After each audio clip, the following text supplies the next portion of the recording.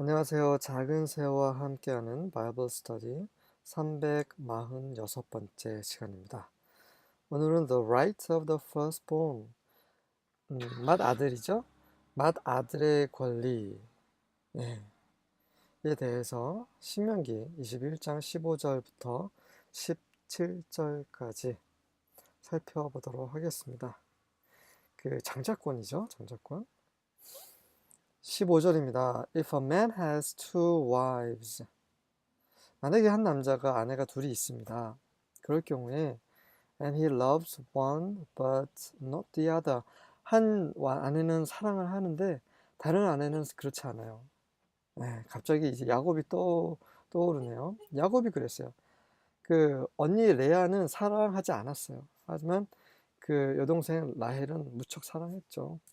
야곱이 처음 만나서 사랑에 빠진 여인이 라헬이었기 때문에 하지만 장자권은 레아가 낳은 자식 르우벤에게 있는 거죠.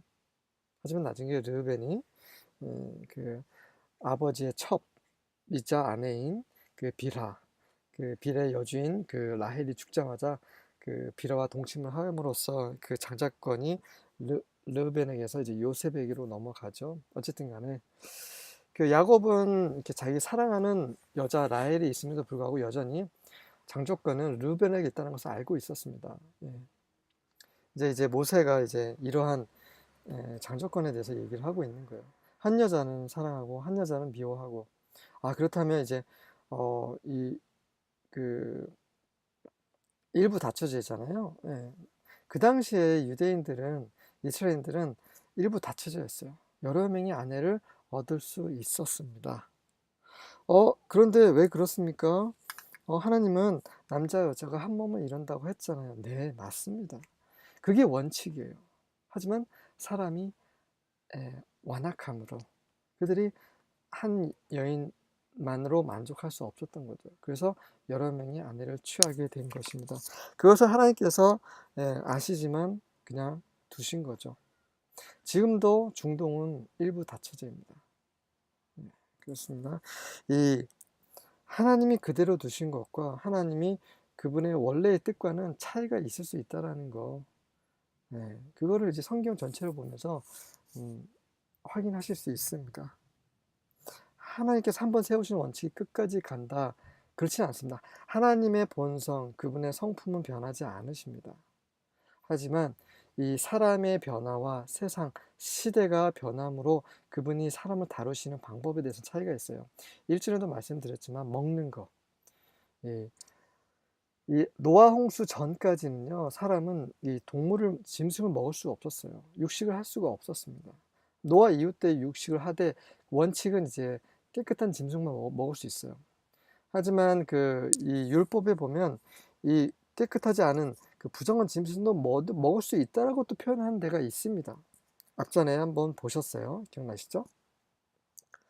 자, 그러면서 이제 예수님 때는 이제 아예 모든 것을 감사함으로, 기도로 먹어라라고 말씀하셨어요. 하나님께서 지으신 모든 것은 다 깨끗하다라고 이제 선포를 하신 겁니다. 이렇게 각 시대마다 우리가 먹을 수 있는 그 음식이 바뀌었어요. 그렇다면 하나님이 바뀌신 겁니까? 아니죠. 그 시대에 맞게 하나님께서 허용을 하시는 겁니다. 하지만 원래는 하나님은 이제 육식을 이제 원하지 않으셨어요. 나중에 이제 새하늘과 새 땅에서는 육식을 더 이상 하지 않습니다. 그러다 보니 이제 어떤 그 교단에서는 아예 육식을 하지 않아요. 근데 그것은 육식을 하든 육식을 하지 않든 그것은 하나님의 뜻과는 상관이 없어요. 우리가 먹는다고 해서 더러워지지 않고 죄를 짓는 것이 아니고 먹지 않는다고 해서 거룩해지지 않습니다. 바울이 분명히 얘기하고 있어요. 그래서 우리는 성경을 하나만 보면 안 되고 성경 이 전체를 바라보는 그런 관점에서 이런 하나님의 뜻에 대해서 논하고 또 그렇게 살아야 되는 거죠. 그래서 여러분들 좀 이렇게 어렵거나 좀 이렇게 지루하실 수 있지만 저같이 창세기부터 벌써 신명기 이제 후반부로 가고 있어요. 자, 그리고 이제 마지막 요한계시록까지 이렇게 갈 겁니다. 전제 조건은 하나님의 은혜죠. 하나님의 은혜가 저와 함께 하신다면 요한계시록까지 갈 겁니다. 여러분들 같이 하셨으면 좋겠어요. 중간에 멈추지 마시고요.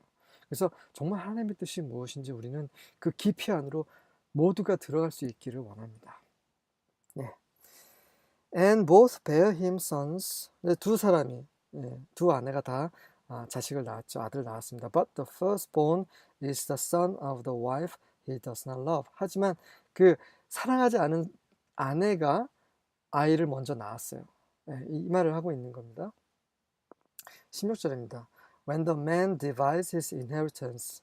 그런 경우에 그 남자가 이제 유산을 이제 나누죠. 그럴 때에 he may not give the larger inheritance to his younger son, the son of the wife he loves, as if he were the firstborn son. 자, 유산을 나눌 때 아들들에게 유산을 나눠줄 때에 그 더 큰 유산을 그가 사랑하는 아내의 자식에게 바로 그 동생에게 주지 말라는 거죠. 마치 그가 그 장자인 것처럼.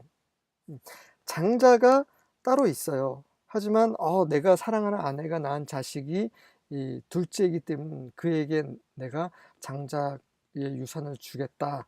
이렇게 해서는 안 된다라는 것입니다. 다시 말해서 인간적인 어떠함, 인간적인 정, 사랑으로 하나님의 의를 손상시켜서 안 된다는 말이죠. 17절입니다. But he shall acknowledge the firstborn, the son of the unloved. 자, 그 사랑받지 못한 그 여인의 아들, 그 아이들이 장자잖아요. 그럼 그 장자를 인정해 주라는 얘기입니다. By giving him a double portion of all that he has. 그가 가지고 있는 그 모든 그 재산의 그 2배를 그에게 줌으로써. 이 장자권이라는 것은 2배의 유산입니다. 다른 아들들은 하나씩 주면 이 장자에게는 2개를 준다라는 의미인 거죠. 이게 장자권입니다. 네. For 왜냐면 he is the first fruits of his strength. 왜 2배를 주냐면 그 이유는 그의 힘의 열매이기 때문이죠. 장자라는 것은 그의 힘의 열매입니다. 그가 살아있고 그가 활력 있고 정력적인이라는 것을 증거한 것이 바로 첫째 아들이죠. 두 번째 아들, 세 번째 아들은 그냥 그가 이제 그런 가능성이 있다라는 것을 그냥 보여주는 겁니다.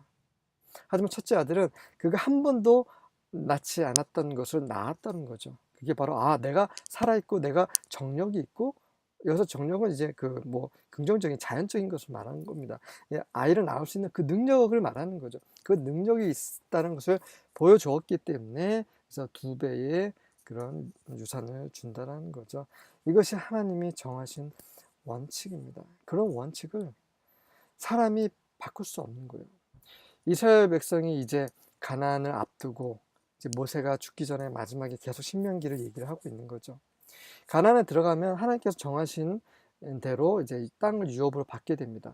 그 땅이 자식들에게 또 그 자식들에게 또 그 자식들에게 계속해서 대물림 받게 되죠.